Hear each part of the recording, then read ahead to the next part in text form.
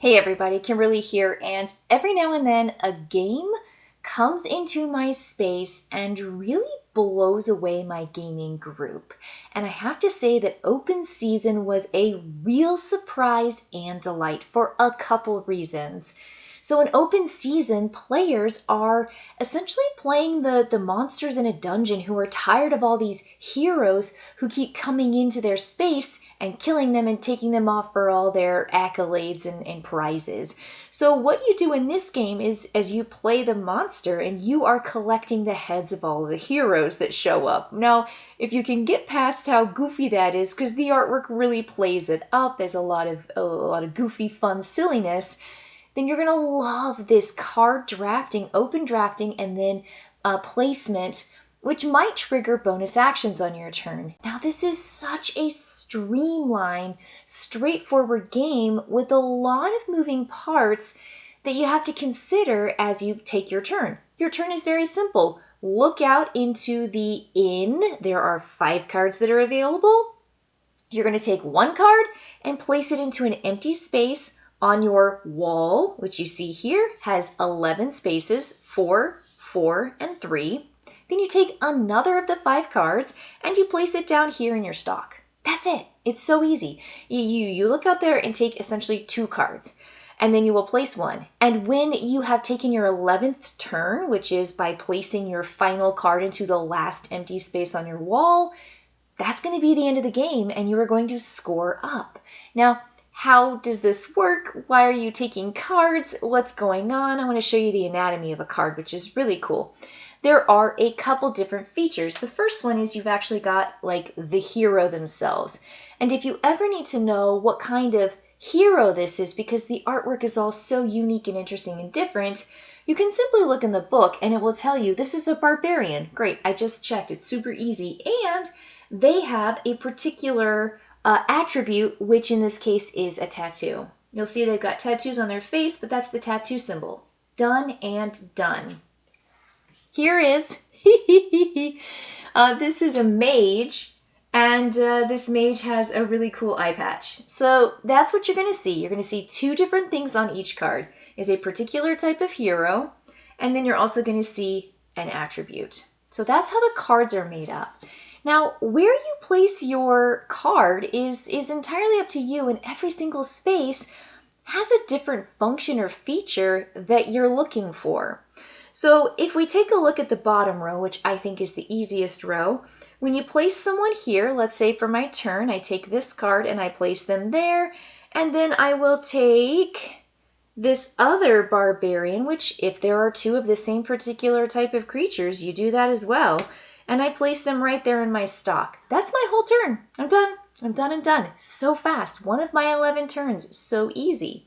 Now what this means is at the end of the game, I'm going to have an accolade pile. And an accolade pile are the trophies that I collected that are mine for good, that nobody can steal or take from me.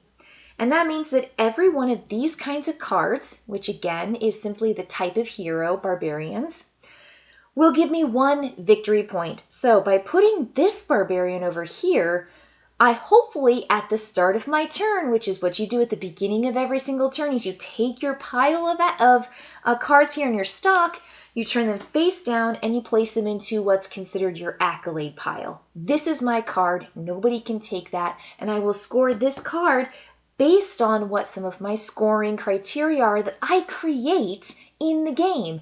I'm dictating I want to score points for this particular type of hero. This one says I get 2 points per that type of hero. Not that card. That card just is the placeholder to represent what I get to score here in this pile at the end of the game.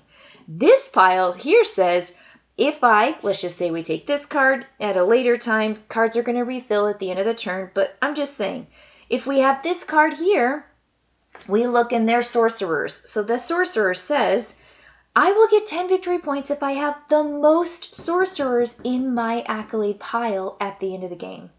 So that's why I say that this particular bottom row is pretty easy. Now, here's the thing. If you look down here, you'll see that all 3 of these have a sign that says they cannot be the same.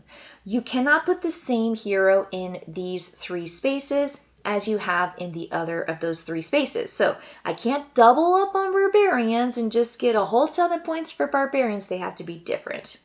And when you finish these 3, you're going to receive this guy. You're going to receive 4 of these horn symbols. These are just in the supply.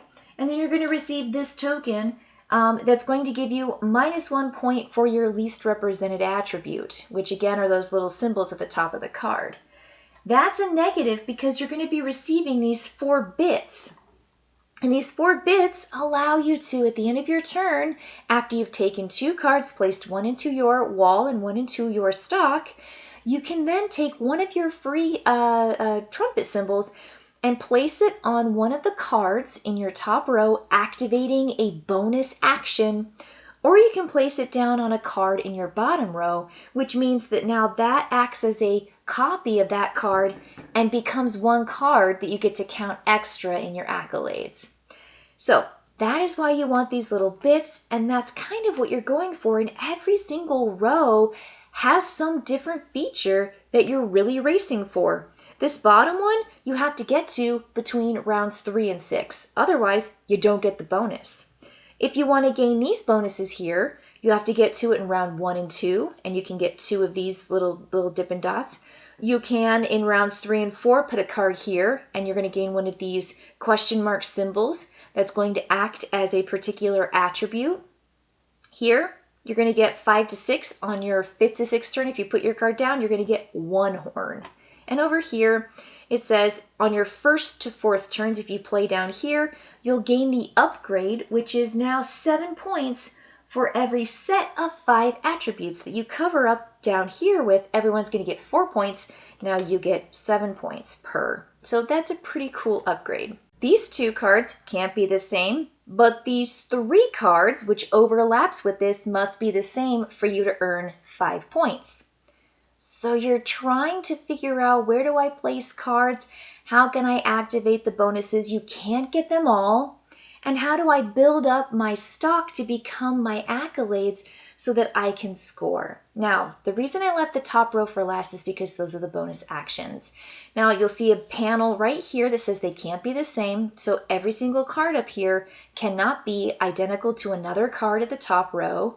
And one thing that I will say, without actually explaining all of the actions, is let's say in a later turn, you've got these cards available to you and you have already played this card in the top. So you take your cards, put them in your stock. That's always the first step. Now you're going to look out here, take a card to play and take a card to put in your stock. So I'm going to take, let's say this guy, this barbarian, I'm going to put him here. Or he's not a barbarian, he is a mage. And that's going to allow me, because it's round 3, to take the bonus and put the 7 down, check. And then for my second card, I'm going to put down here in my stock. Now notice that those 2 are the same. They're both sorcerers. If you play a card into your stock that matches one of these cards up here, you get to do the bonus. And this says you can look at somebody else's top face-up stock card, take it, put it in your stock, and then they replace theirs with one from the top of the deck. It's not that bad, but it's also a little stinky if you really want the card that you put there, and then what replaces it isn't necessarily what you're looking for. But that's going to be that particular action. There's some lovely, lovely features to this game. It grows and builds the further you get into the game. There's a lot to think about. This is a real puzzle. This is a nice strategy with 5 options where you're taking 2 of those, and your choices start to get narrower and narrower as you go, and you start competing with other players for the most. But as you see right here, I put this figure down here to get the bonus, but now if I have any of those mages in my accolades pile at the end of the game, I will lose 2 per. And the card that you put here, look at that. Oh my gosh, can't be the same as that person. Great. Now if I have any of those figures, which I want, they're -3. So that probably wouldn't be the best choice. Maybe I want to pick this gnome. Yeah, they're gnomes. Maybe I want to do that. Fantastic. Now I want this to be gnome, gnome, gnome, which is good to put them on my wall as opposed to collect them for my accolades because they're -3. I love it. I really do. It's delightful. There are tons of cards here, and it just has this lovely feel. It's 15 minutes per player to play, and it's 2 to 4, and it really reminds me of how much I want to keep playing Merchants of Magic, and how that has this nice collective card sliding and feel while I'm still working on my personal player board and my puzzle of figuring it out. I feel like they're kind of like partner games in a sense. And I really, really enjoyed that game. Has about the same amount of time to play for players. It does go up a little bit higher because it's that kind of, draw and write or flip and write. Here you've got these card drafting, but then you're putting it into this really cool puzzle on your board. And there is a backside of your board that changes the configuration. So there is that replayability. If you flip over your board, you're going to see it's different. So you're going to have your faces, you're going to have your heads in a different configuration. And you also have, every player, the option to do an upgrade for these columns. And instead of just scoring up rows and having rows as a scoring possibility, now you have picked these, and you are essentially going to score your columns based on what these particular criteria are. And it is just dynamite. I mean, just the coolest thing. So this game just keeps coming back to my table, and I can't tell you how much my gaming group really, really likes it. A nice, square, small box with a ton of punch. And it's got lovely, fun artwork, a really silly theme, but again, so much replayability and so much strategy that the more you play it, the more you find these ways to just bank and bank and bank. And it's kind of the game where your scores get higher and higher as you keep playing, as you keep finding like that nice, happy place where you're really banking and you're making as many victory points as you can every single turn that you play, which again, limited amount of turns in this game. All right, that's going to be it for me and open season. Check it out. It's loads of fun. All right, everybody. I'll see you later.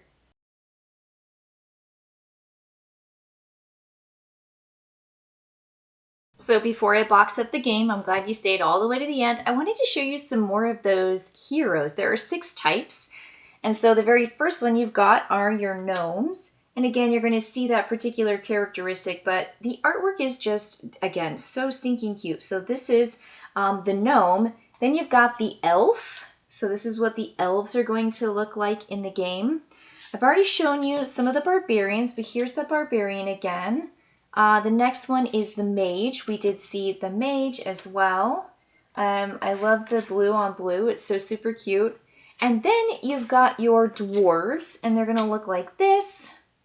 And then, of course, we saw the last one, which was the sorcerer. So here's that sorcerer. And again, sorcerer's got that particular eye patch. There are so many cards and so many different iterations or variants, because based on their characteristic type or their attribute, they're going to have some kind of really cool feature. So there are a ton of these cards in here, and you're just going to see a variety of those particular figures. So again, just so stinking cute and delightful. I love the crown. I love the beard. I love the red. It's just so adorable. And here's some earrings. I think we haven't seen an earrings type. So there's an elf with the earrings. Again, just the coolest. And you've got so many cards in this game.